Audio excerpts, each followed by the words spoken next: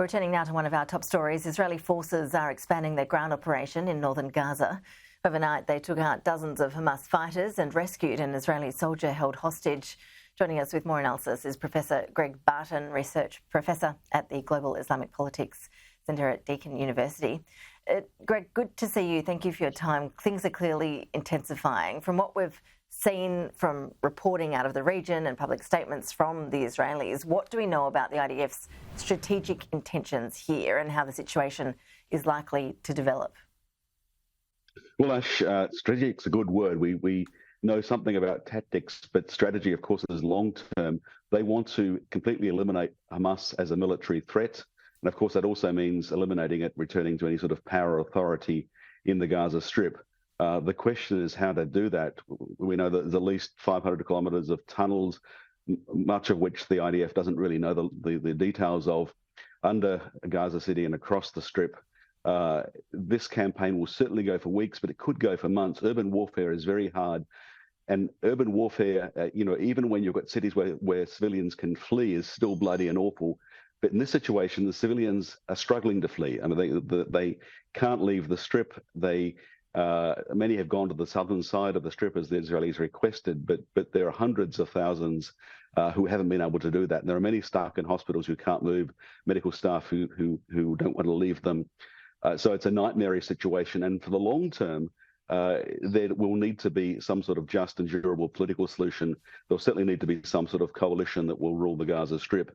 And if the rate of civilian casualties carry on like they are, that undermines the capacity of achieving that outcome. So destroying Hamas, I think destroying is probably the wrong word, completely neutralizing their military power is important. But if you create a situation in which recruitment through future generations is supported because of the way in which Hamas spins this attack, then you can't really destroy a movement. You certainly can't destroy an idea.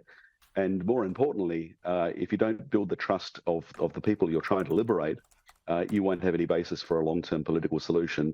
And there won't be any security for the Israelis or the Palestinians without some sort of just political solution which is acceptable to all.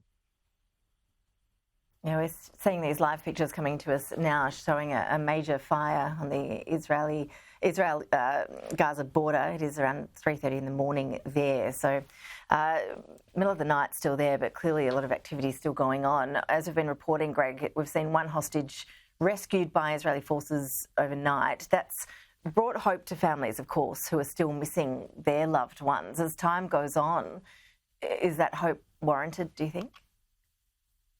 I think it is for several reasons, Ash. One is that the IDF is absolutely prioritising rescuing those hostages. Perhaps 230 were taken. We don't know how many have died so far, but presumably most of them are still alive. But the other reason for hope is that Hamas took them as hostage to use them as leverage, as human shields, but also to trade. So at some point, this is the hope, and it's by no means certain, Hamas decides that it wants to make some sort of deal which involves releasing those hostages. They've already talked loosely of a exchange everyone for everyone. There were many prisoners they want released, and they would ask for safe passage for their leaders. It's hard to imagine Israel giving safe passage for the Hamas leadership, but some sort of deal is still possible. And that is certainly the priority. But of course, the aerial campaign that we've seen must have put hostages at risk. And the situation is completely uncertain. There's just no way of knowing how many are alive and where they are. The hope is that Hamas will want to do some sort of deal.